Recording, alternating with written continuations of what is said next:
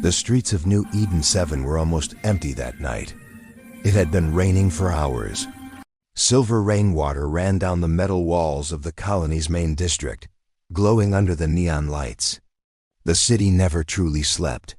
But tonight it felt tired of war, tired of peace, tired of pretending that both humans and aliens lived together without fear.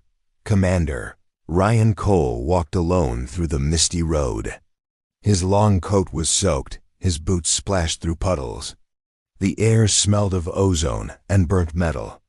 He had just finished a long shift guarding the outer barrier, the invisible shield that kept wild alien life out and kept humans safely in. Ryan's eyes were cold, distant, like a man who had seen too much. He wasn't always like this. Once years ago, he had a family, a wife and a daughter. But war had taken them. Since then, he had stopped feeling, stopped caring. He lived because routine demanded it. As he passed a small, dimly lit alley, he heard something. A voice, weak, trembling, childlike. Sir? Ryan turned his head slowly. The sound came again, closer this time. Excuse me. Sir? From the shadows, a tiny figure stepped out. It was a little alien girl. Her skin was light gray with faint blue patterns, glowing softly like moonlight under her wet cloak. She was small, fragile, maybe 6 or 7 years old by human measure. Her large eyes shimmered with tears that caught the neon light, turning them into pools of silver. Ryan frowned. Where are your parents? The girl looked down, her hands shaking as she held something tightly. There. Gone.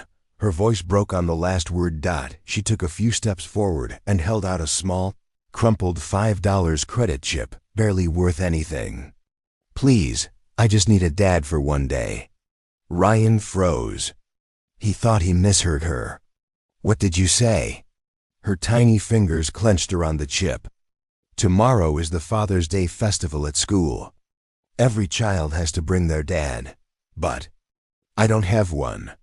She took a shaky breath. If I don't bring a father, they'll send me away.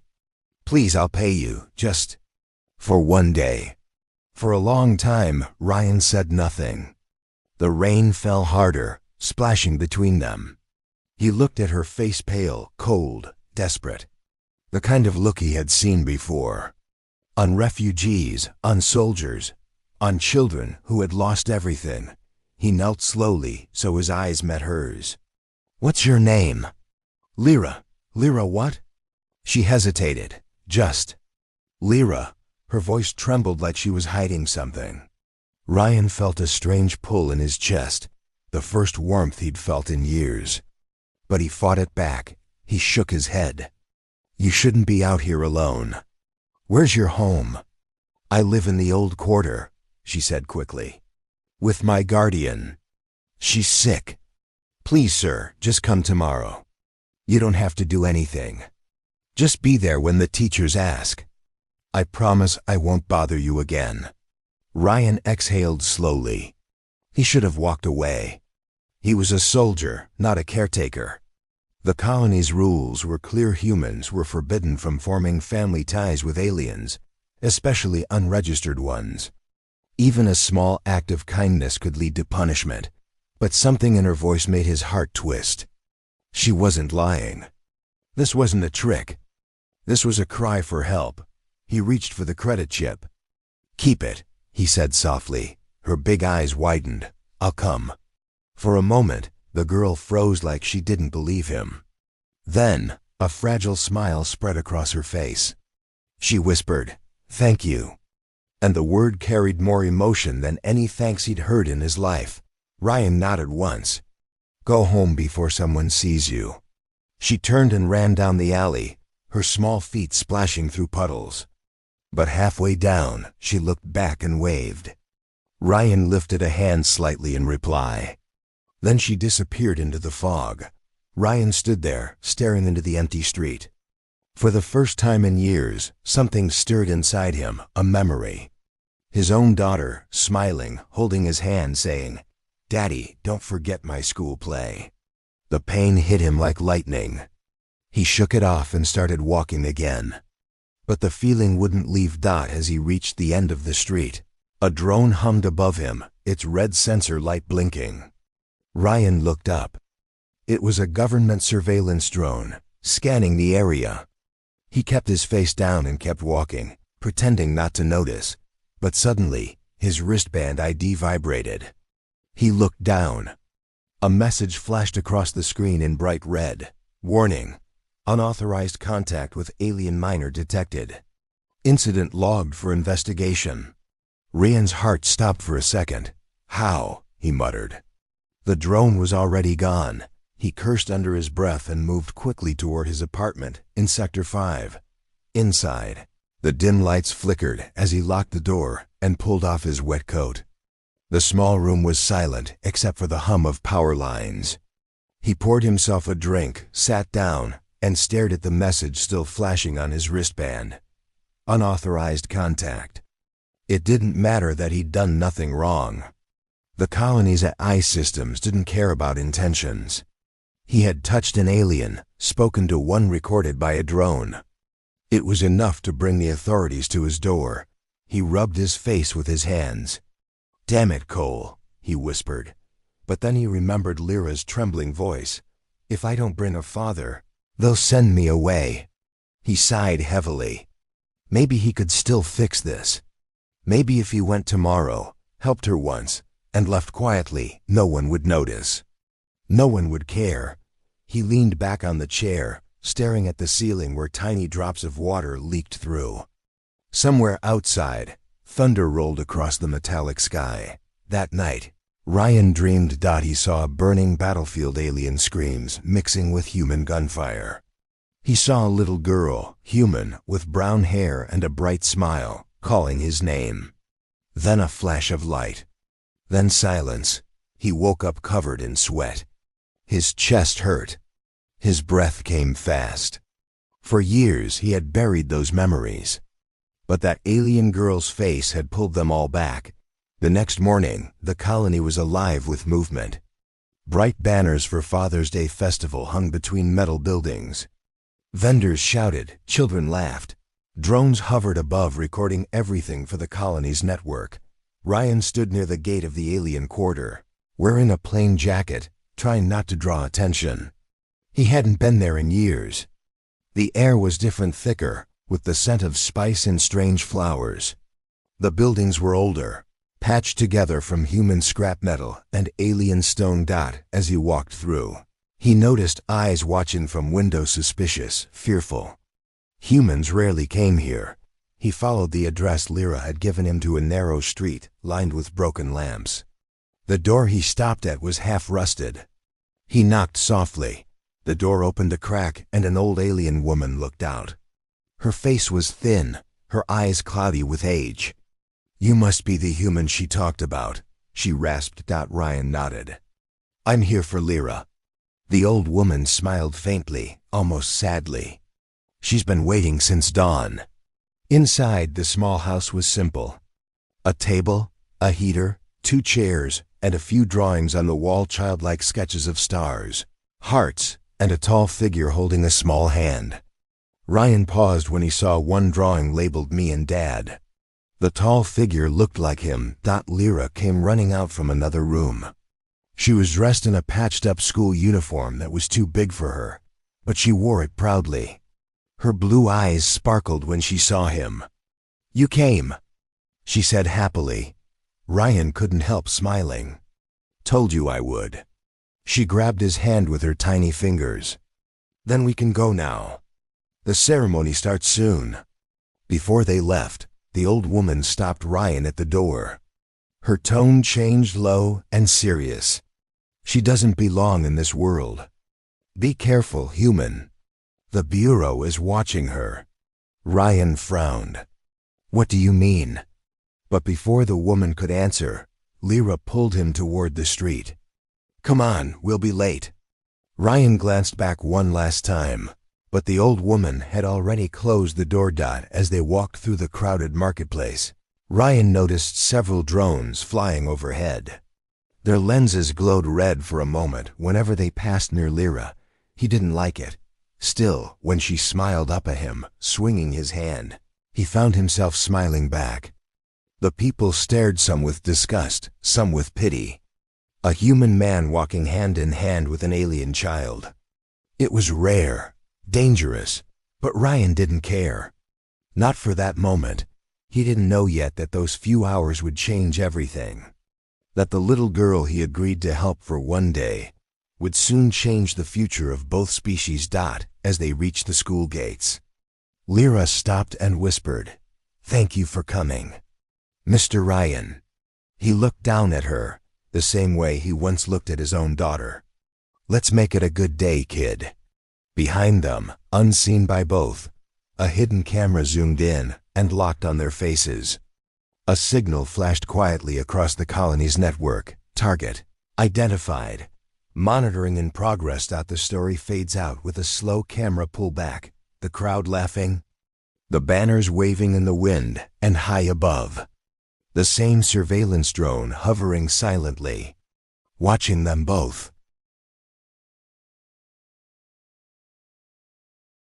The morning sun over New Eden 7 was pale and weak, hidden behind a sky of soft gray clouds. The streets were wet from last night's rain. The air smelled fresh, but somewhere underneath was the metallic scent of power lines and ozone, the colony's constant reminder that nature here was artificial. Ryan Cole stood near the gate of Starlight Primary School, where banners of Father's Day festival fluttered in the wind.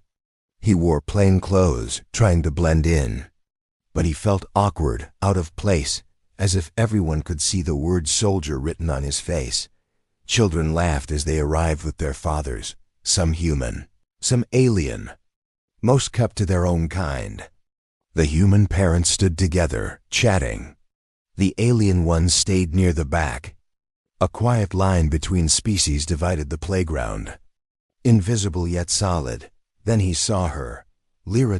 She was running toward him, her little bag bouncing behind her, her silver blue hair glinting in the sunlight. She wore that same patched school uniform, freshly washed, and she looked proud. When she reached him, she grabbed his hand with both of hers and smiled so bright that even the tired soldier inside Ryan softened. "You came," she said again, her voice full of joy. "I said I would," Ryan replied. "You look ready for a big day." "I am," she said, grinning. "Teacher said today every child shows their dad what they built for the Family Stars project." Family Stars? It's a model of our family made from shining stones. Mine has 2 stars, me, and... She hesitated. "And you?" Ryan felt something strange tighten in his chest. "You made one already?" She nodded eagerly. "You'll see." As they walked through the school gates, Ryan noticed several drones hovering quietly above, scanning the crowd. Their lenses flashed red whenever they turned toward the alien children. He ignored it, or tried to, but unease crawled up his spine. Inside, the school was bright and colorful. Drawings of families lined the walls, some with wings, some with tails, some with none. Teachers smiled politely, though a few stiffened when they saw Ryan holding Lyra's hand. A human teacher with short hair walked over. "You must be Lyra's guardian?" Ryan hesitated. Lyra looked up at him, eyes wide. "Yes," he said finally. "Her father." The teacher blinked but didn't argue. "Well, we're glad you came. It means a lot to the children." Lyra led him to a small table where dozens of glowing crystals sat, each one shaped into little figures. Some shimmered red, others green. Lyra's project was small, 2 tiny lights connected by a thin silver line. Ryan leaned down. "That's us?" She nodded proudly. "You're the bright one, you protect me." For a moment, Ryan forgot about the rules, the colony, the surveillance. He just watched her smile. It reminded him of his daughter, same spark, same hope.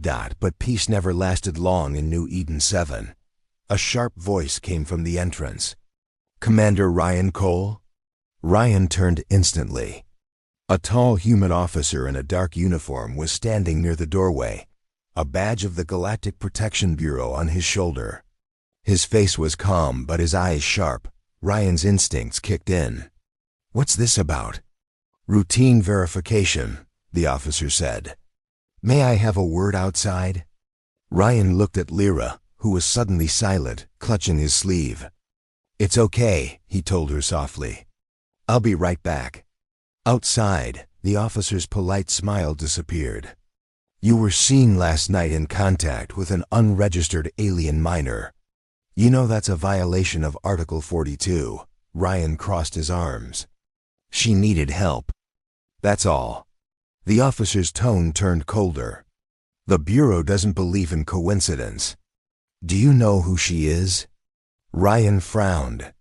"Her name's Lyra." "Lyra Varine," the officer said, pulling out a small holographic file. It projected a glowing image of Lyra's face beside a long list of data. Daughter of Dr. Varen Mir, an alien geneticist once employed by the Human Military Research Division. Ryan's jaw tightened. And her father worked on Project Hybridus, classified, terminated 5 years ago. The project's goal was to merge human and alien DNA to create a new adaptive life form, one capable of surviving any planet. Most samples were destroyed. Except one.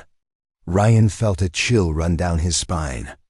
"You're saying she's a product of that project?" The officer gave a small nod. "She may carry genetic material belonging to both races. The Bureau wants to ensure she's safe." Ryan's voice turned hard. "Safe? You mean locked up?" The officer didn't deny it. "She's dangerous, Commander. The public must never know what she is." Ryan glared. "She's a child. Children grow up," the officer said coldly. "And when they do, they become weapons or monsters." Ryan clenched his fists. Memories flashed through his mind of war, of orders given in the name of safety, of innocent lives destroyed. "If you want her, you'll have to go through me." The officer smirked. "Don't be foolish, Cole. The Bureau already knows you helped her. One more step, and you'll be branded a traitor." Ryan turned away, disgusted. "I've been called worse." When he went back inside, Lyra was sitting alone, her smile gone. She could sense something had changed. "Did I do something wrong?" Ryan knelt beside her. "No, you did everything right." But as the day went on, Ryan noticed things. The drones moved lower. A few humans whispered behind their backs. Even the teachers looked nervous. When Lyra tried to show her project during the ceremony, the lights suddenly flickered for a second. The entire room bathed in a strange blue glow, and every electronic screen nearby turned white. The children gasped. A moment later, everything returned to normal. Lyra looked terrified. Ryan quickly took her hand. "It's okay. It was just a power surge." But he saw it. Her eyes glowed faint blue for a brief second. Then it vanished. After the ceremony, Ryan decided to take her home early. The air outside felt heavy, the kind of silence before a storm. They walked quietly through the narrow streets. When they reached her house, the old alien woman, Vimara, was waiting at the door. Her face was tense. "They came," she whispered. Ryan's heart sank. "Who?" "Men from the Bureau. They searched the house. They took everything."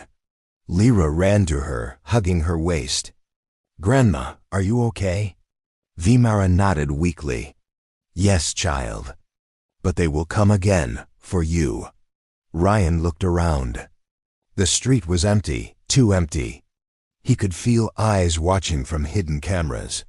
"You have to leave," he said quickly. "Pack what you can." Vimara shook her head. "There's nowhere safe for her, except with you." Ryan stiffened. "That's not possible." "I can't."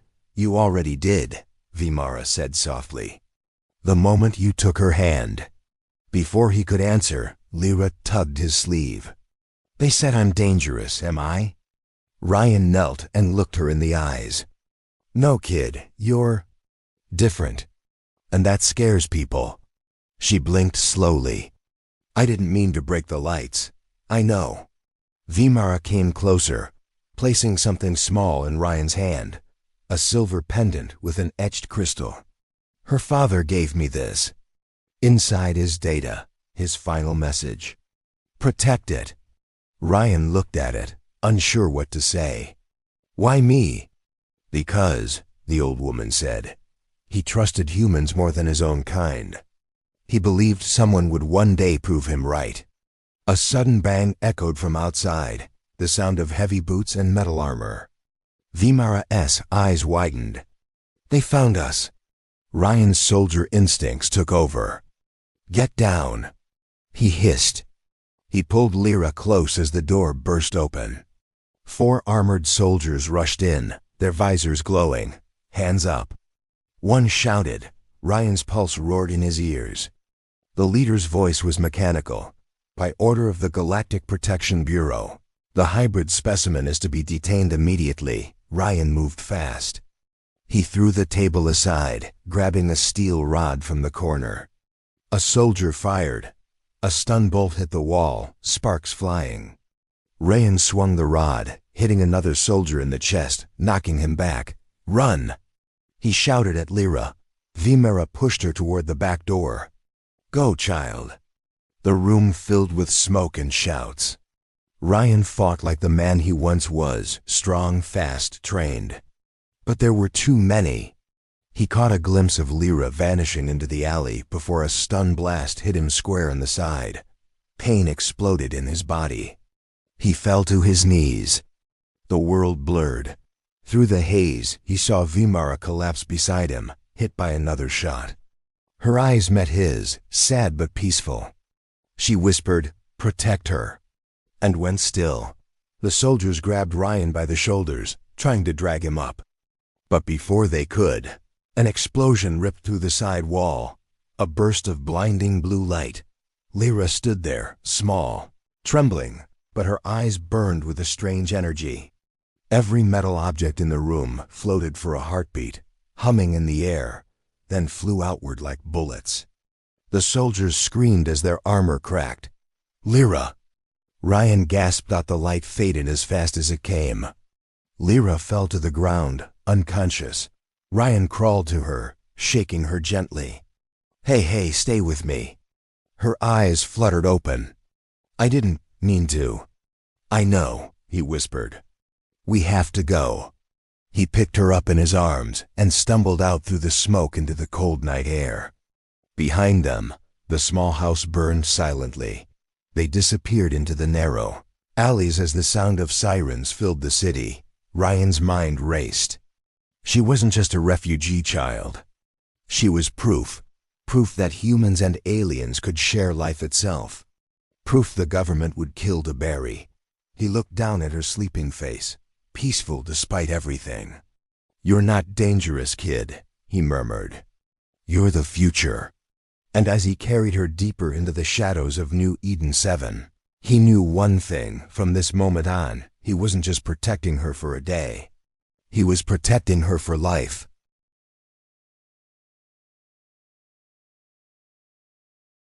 Night fell fast over New Eden 7. The city's towers glowed like cold stars, their lights cutting through the thick fog that rolled in from the outer plains. Somewhere deep inside the industrial sector, an exhausted man carried a small child in his arms. Ryan Cole staggered through the darkness, every muscle burning.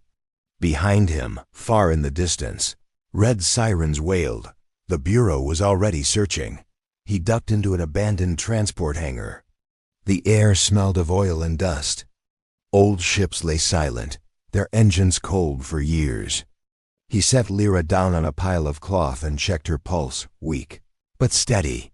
For a long moment he just sat there, staring at her face. Her soft skin glowed faintly blue in the dim light. He still couldn't believe what he'd seen. Metal bending, soldiers flying. That strange pulse of energy that came from her tiny body. She wasn't a weapon. She was a miracle, but miracles frightened people more than monsters. Ryan rubbed the pendant Vimara had given him. Its surface shimmered. He touched the side, and a projection appeared, a hologram of a calm, tired alien man with bright eyes. "If you're watching this," the voice said, "then my daughter has survived, and I am gone." Ryan straightened, listening carefully. "My name is Dr. Varan Mir. I worked for the Human Science Division under Project Hybridus. We wanted to build peace through genetics, to create life that carried the strength of both species, so our children would never fear each other again. But they twisted our work. They wanted soldiers, not sons and daughters. I destroyed the project. Lyra is the only one left, proof that humans and aliens can share one soul." The message flickered. "Protect her. When the time comes, release this data. Let the galaxy see what we tried to do." Then the image faded. Ryan sat in silence. Outside, thunder rolled across the colony dome. He looked down at Lyra, who was slowly waking. Her eyes fluttered open, faintly glowing blue, soft and full of sadness. "Where's Grandma Vimara?" she asked quietly. Ryan's throat tightened.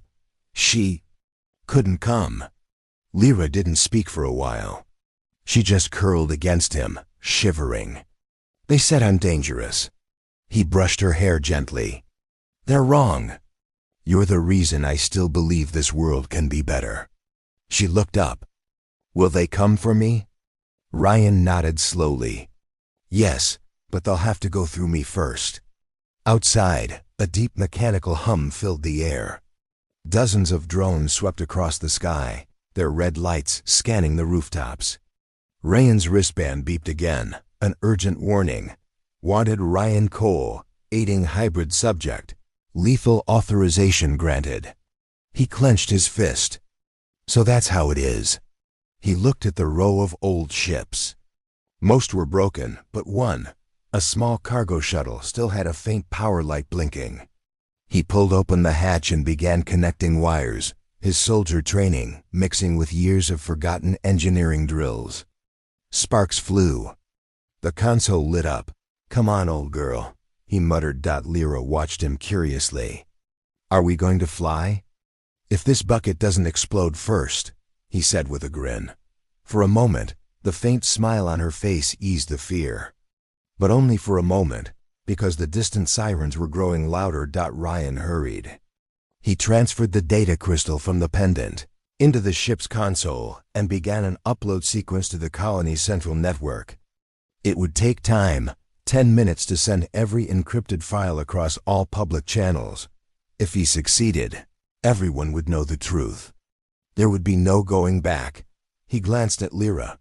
"When this starts, I want you to hide in the cargo bay. Promise me." "No," she said firmly. "I stay with you." He smiled sadly. "You're brave, just like your father." The hangar doors suddenly shook. A bright light flooded through the cracks. Loudspeakers roared, "Ryan Cole! You are ordered to stand down. Hand over the hybrid." Ryan drew his old sidearm, the same one he swore never to use again. "Stay behind me," he whispered. The metal doors exploded inward. Soldiers poured in, armored and armed. "Fire on sight," shouted their commander. Ryan moved fast, ducking behind a crate, returning shots. Sparks filled the air. The cargo ship hummed louder as the upload reached 60%. Lyra crouched behind a console, trembling. Every blast shook the ground. One stray shot hit the ship's hull, leaving a smoking hole. Ryan fired again, his shots precise, disabling, not killing. He didn't want more blood. But there were too many. A bolt grazed his arm. Pain shot through his body. He gritted his teeth and kept fighting. Then a voice echoed through the hangar, cold, familiar. Agent Kell, the bureau officer from the school, stepped forward. "You can't win this, Commander. Give us the girl. She doesn't belong in your world." Ryan shouted back, "She belongs in everyone's world." Kell raised his weapon. "Then you'll die with her." The upload reached 90%. The console beeped urgently. Lyra saw it and ran to the panel. "Don't!" Ryan shouted, but she pressed her small glowing hand against the screen, and the system responded to her touch. The progress bar jumped to 100% instantly. A blinding wave of blue light burst from the console, racing up through the hangar roof and into the sky. Across New Eden 7, every screen flickered. The message of Dr. Varen Mir appeared for all to see. People on the streets froze, watching the hologram of the alien scientist explaining the truth that humans had created and betrayed life itself. That a child of two worlds lived among them. Riots began. Some shouted in anger, others in awe. The illusion of separation shattered in one moment of light. Inside the hangar, soldiers hesitated. Confusion rippled through their ranks. Kel's face twisted with rage. "You think that will save her?" Ryan smiled weakly. "No, but it will save us." Kel fired, a direct shot. Ryan spun, taking the hit in the shoulder as he shielded Lyra. He fell to his knees. Lyra screamed. Her eyes blazed bright blue, brighter than before. Every electronic system in the hangar went wild. Drones dropped, lights exploded, and weapons melted in soldiers' hands. The energy pulsed once, twice, then faded, leaving silence. When the smoke cleared, the soldiers were unconscious, their armor smoking. Kel lay dazed on the floor, staring in disbelief. Lyra knelt beside Ryan. His breathing was shallow. "You did it," he whispered. "You showed them the truth." Tears ran down her cheeks, glowing faintly as they fell. "Don't leave me, please." He smiled faintly. "Remember what I said? You gave me something I thought I lost." She shook her head. "What?" "Faith." He placed the silver pendant in her hand. "Keep this. And fly." His hand went still. Lyra cried quietly, pressing her forehead against his chest. The ship's systems beeped softly, autopilot engaged. The engines hummed to life. Moments later, the small cargo shuttle lifted off through the open roof, rising into the cold night sky. The city lights reflected on its metal wings as it climbed higher and higher down below. Kel stumbled to his feet, staring up at the glowing trail in the clouds. "God help us," he muttered from orbit. The stars looked brighter than ever. Lyra sat by the window, clutching the pendant close to her heart. She whispered softly, "You'll always be my dad, even if it's just one day." She reached into her pocket and pulled out the tiny $5 credit chip, the same one she had offered him that first night. She smiled through her tears. "I'll save this," she said, "for when I find you again." Out there, the ship drifted toward the distant stars, disappearing beyond the colony's dome. Back on New Eden 7, chaos turned to silence. The message had changed everything. For the first time, humans and aliens stood side by side, staring at the same sky, wondering if the little girl somewhere among the stars might be their hope. And in the quiet hum of space, Ryan Cole's voice echoed from the broadcast one last time. "Humanity is more than blood. It's compassion." The screen fades to black,